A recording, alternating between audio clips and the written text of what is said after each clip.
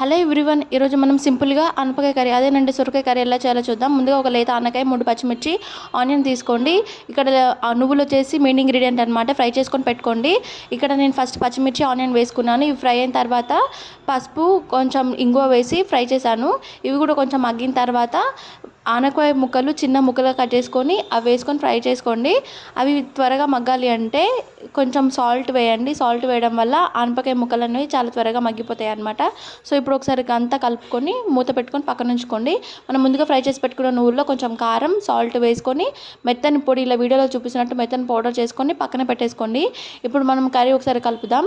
Curry అనేది fry అయిపోయిందంటే అంటే మంచిగా మగ్గిపోయింది. ఇంకొక 5 మినిట్స్ మగ్గిన తర్వాత మనం నువ్వుల పొడి అనేది వేసుకుందాం. ఒకసారి మూత పెట్టుకోండి.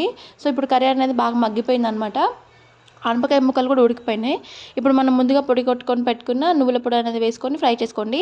ఒక్క 5 మినిట్స్ లో ఫ్లేమ్ మీద ఉంటే కర్రీ అనేది రెడీ అనమాట. చాలా టేస్ట్ బాగుంటుందండి.